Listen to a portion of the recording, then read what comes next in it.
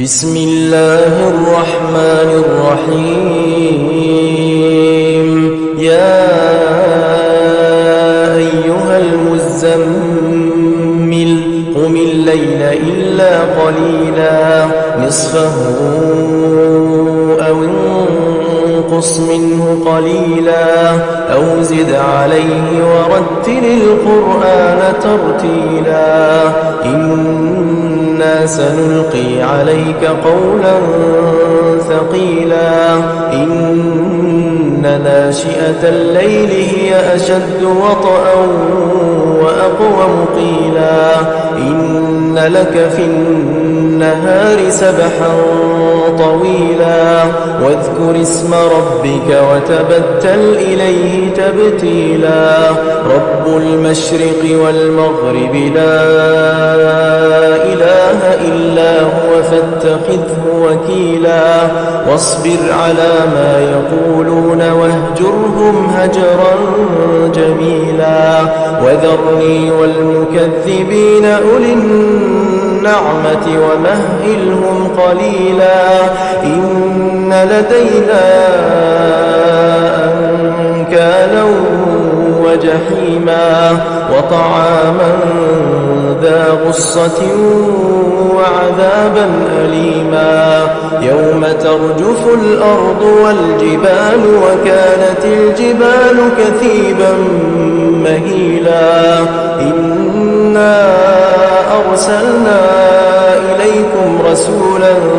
شاهدا عليكم كما أرسلنا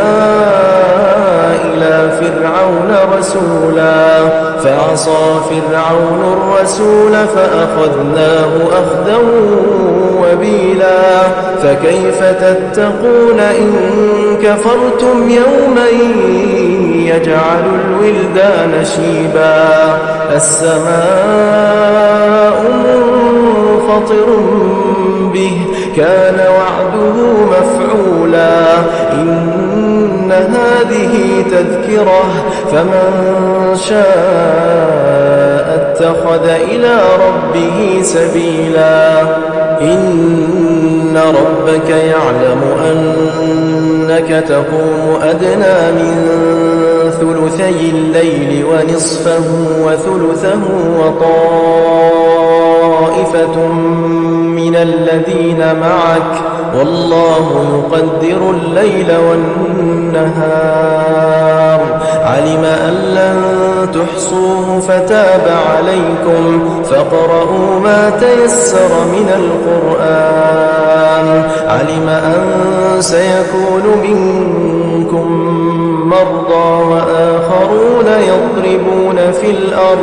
وآخرون يضربون في الأرض يبتغون من فضل الله وآخرون يقاتلون في سبيل الله فاقرؤوا ما تيسر منه وأقيموا الصلاة وآتوا الزكاة وأقرضوا الله قرضا حسنا وما تقدموا لأنفسكم من خير تجدوه عند الله هو خيرا وأعظم أجرا واستغفروا الله إن الله غفور رحيم إن الله وملائكته يصلون على النبي